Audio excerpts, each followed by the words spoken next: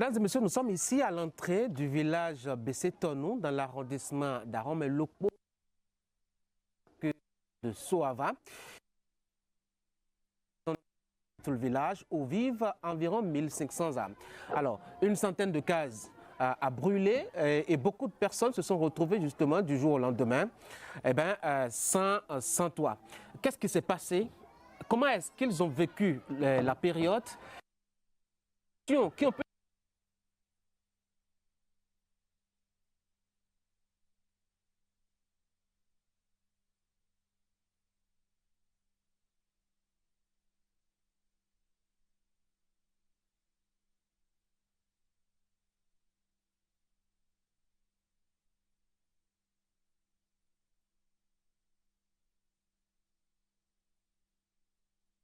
« 17 février 2023, un après-midi chaud et noir, inoubliable pour les paisibles populations de Bessetonou.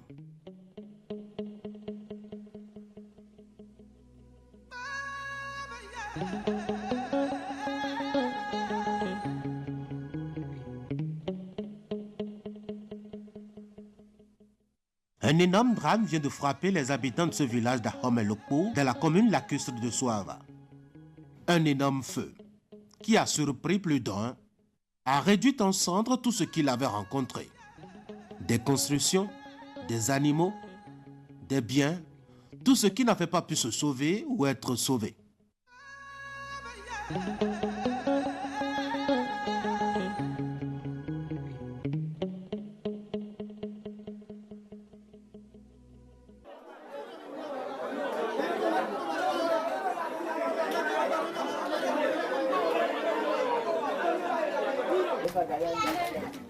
Environ un an plus tard, le village a changé de visage et se présente mieux. Les souvenirs sont comme lointains, même si on garde encore tout frais les dégâts causés par les flammes en furie.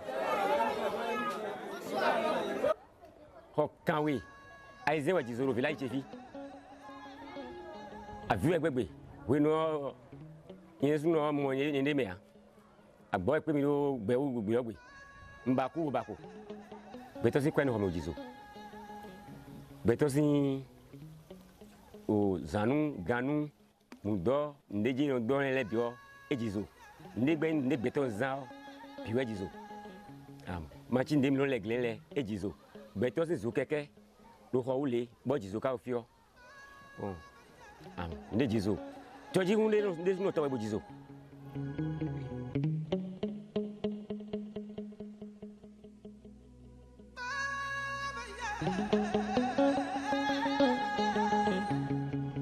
Hodo kugeno jizo bugbeto we mi aton me gegeno blasidan no ho me ho kan we zin de jizo le o mi an o me we gbe blawo awudi gele ble ni e grave bon mi essaie do hôpital de la zone hôpital de servir e biye so pele ko on me de bolo azonaji abi me le ku de me.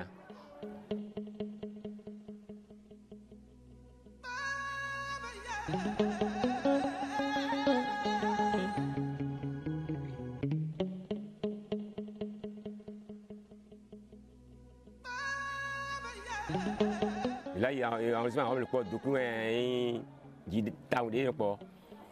Bon, il y a pas de manière de mettre bien. Des y a oui c'est temps. Il est bas. Au corps des dans le document.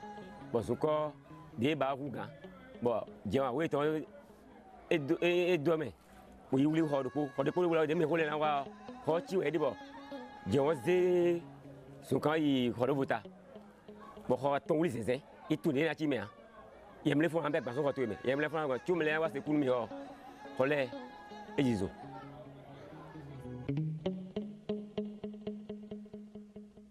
Le jour du sinistre, tout semblait réuni pour que survienne le drame. Les hommes au champ, les enfants à l'école, les femmes pour celles qui ont des occupations hors du village étaient aussi loin. De nombreuses familles ont été alors touchées. Mais tiens, le quoi goya. Mba joromi. Nga soko jono ko do wa. Ayo. Oh.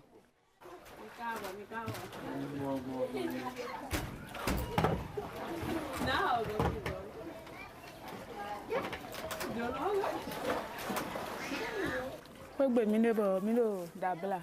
O mi ase nde po e je kwa doju bro. O mi o ka le mi aton. Mi o e be ho bu je ho du ji po adan po ko zingidi po. E tono deji o, e no ko je deji, e tono deji en ko je deji. O gbon ko mele bi la. O je nu du ji. E wa yiro mele e da si ma pa, e ba inde pe ma pa.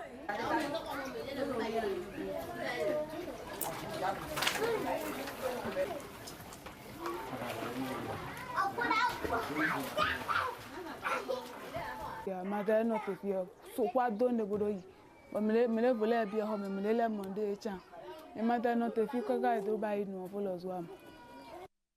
Le feu aura pris toute l'après-midi pour ravager tout sur son passage. Tout y est passé. Et derrière les décombres fumants, des dizaines de familles sans abri. Et dans un contexte aussi conservateur, la tradition n'a pas beaucoup aidé les victimes. Il y a des traditions en plus qui disent quand ça a brûlé comme ça par un incendie, on ne doit rien construire. Il faut attendre qu'une première pluie vienne éteindre ce feu. Donc voilà, ça s'est passé en février, en plein Harmattan. Et les gens devaient à la limite, pour respecter la tradition, attendre jusqu'au mois de mars, fin mars, pour avoir une première pluie. Ils vont faire les, comment dit-on, ils vont faire les ablutions et dire que ce feu-là est éteint.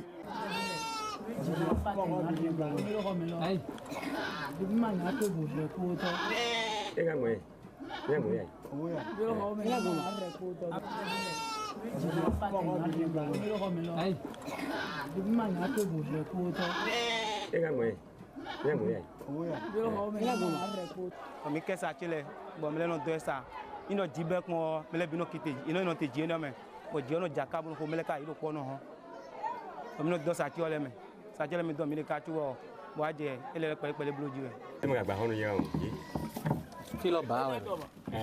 Ba bu ju so. E bu ju bi. Ba we. Oui. Ba mo ni no fini ni. Depois vi yo sa. Yo pole. Bisu. Koji jami doma. Amo? Mo fi lelo. Koji. O mi se synchron se de gbon gani.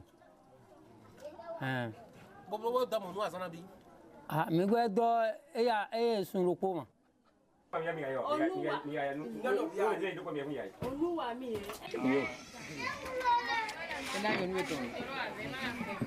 Potom bi de no wusin lo edu bi. Favoli mo che eso du. Ba avon che zo fio. Amo.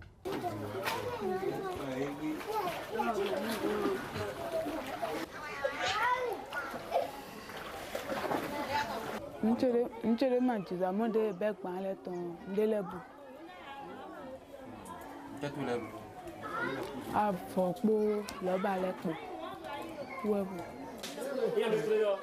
Profondément affligées par le drame, les populations qui se sont retrouvées du jour au lendemain dénuées de tout n'ont pas eu beaucoup de temps pour se remettre le moral d'aplomb. Ceci grâce aux aides et à la solidarité nationale. Cela a commencé d'abord par des préalables.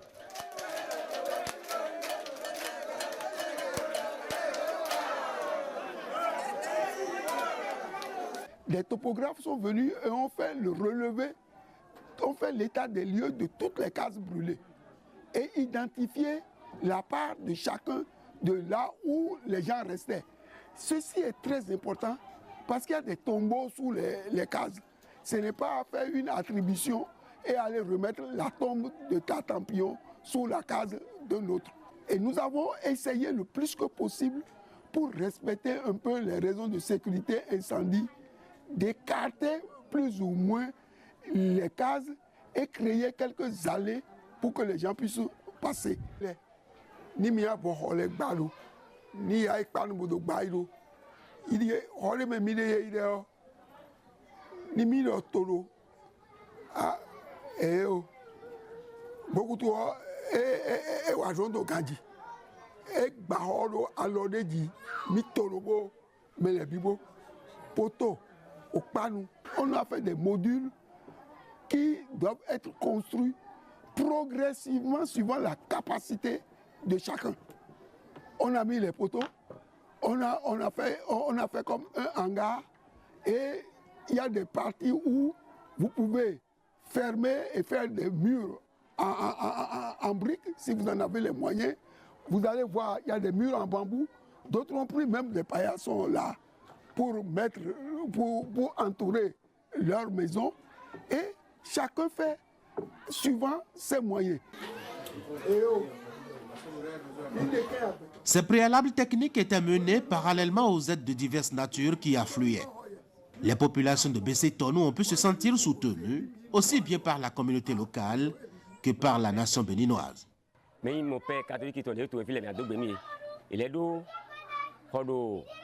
avec sa prière, il est à Bémélé, pour Bémélé avec sa prière, pour Bémélé le finir. On a un lesin Ivy, Badé, Azimi, nous avons les pélés, on a man mêlé, on est dans une bouna. Même si on a quoi nous hommes, on dit on les bidis. Bon alors quand on a le pélé gonu mieux, bon nous donnons beaucoup gagner mais kaka, tu vois il va dire là, nous nous midis.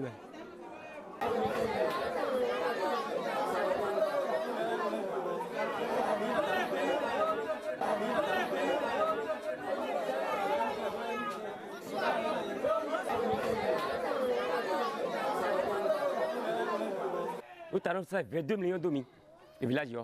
Pour le minimum, nous avons lève de Jazoli.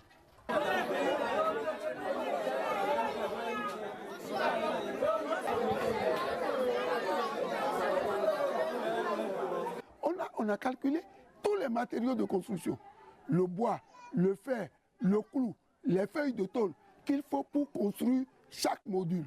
Et c'est sur la base de ça que le gouvernement a fourni tout ce qu'il y a comme feuilles de tôle que vous voyez là aujourd'hui, des tuiles et des feuilles de tôle, du bois et des pointes.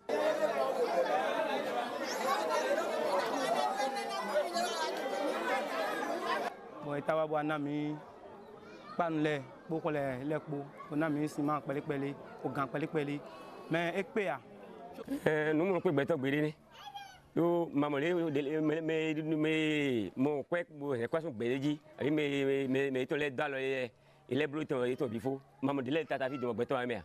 Elle est bien du so béton de ma gamme dit. Mais les pour mais aussi comme dit. Magado nous bifo dit.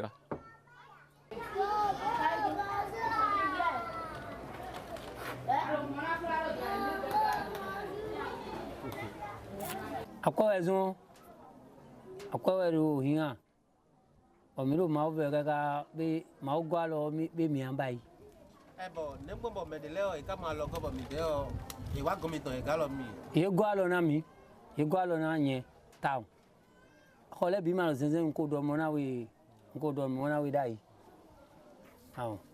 Tu crois que tu es où? Quoi est où? Tu as quand tu as battu en cabinet. Écolo, tu colo tao. Il donne les dits, mais il ran les doigts. Il donne la gana, tu vois, il est pour tout voir, bon, il est tout voir d'abord. J'en le laisse, ouais.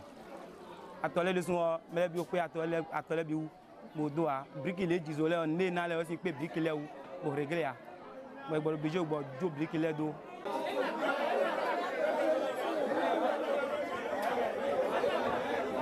C'est des maisons qui ont plus d'aération. C'est des maisons qui sont construites avec des poteaux de qualité. Parce que vous savez, les poteaux brûlent aussi. Le fer qu'il y a dedans, quand la chaleur est très forte et le fer n'est pas bien ancré, le fer fond et tout tombe. Vous avez vu, là, on a mis un système en place. Les claustras sont des moules en briques creuses qu'ils ont posés les uns sur les autres. Ils ont mis les fers dedans et ils ont coulé du béton dedans. En à peine 3 mois, le village a changé de visage. Des cases en matériaux précaires, la plupart des habitations sont passées à un stade intermédiaire en attendant la modernité. Ceci grâce à la spontanéité d'une solidarité nationale.